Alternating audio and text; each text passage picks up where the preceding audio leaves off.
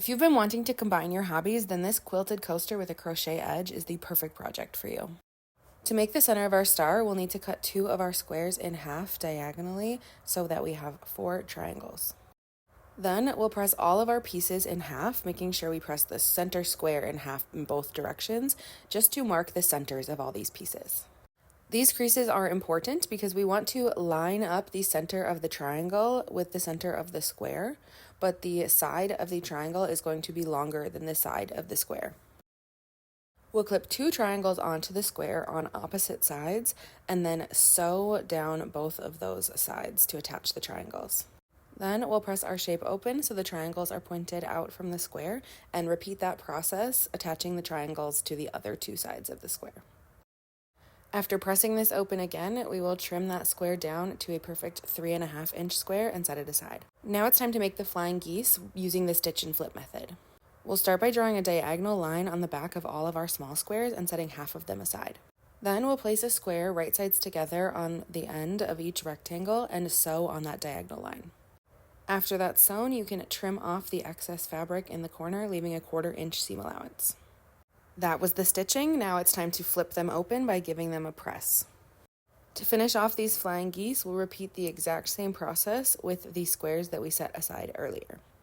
Once they're pressed, they should measure 2 by 3.5 inches, but do any trimming as needed. Now it's time for our final quilt block assembly.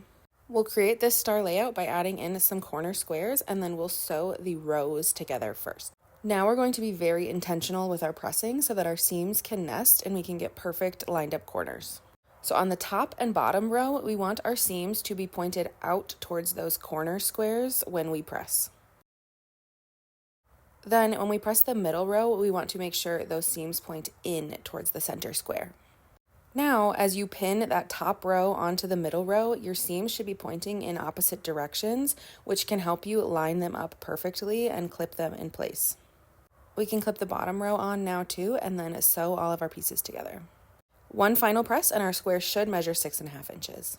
Now to create the coaster, we'll grab our batting square and then place our backing square right side up on top of that. Then we'll take our quilt square and place it right side down so it's right sides together with the backing.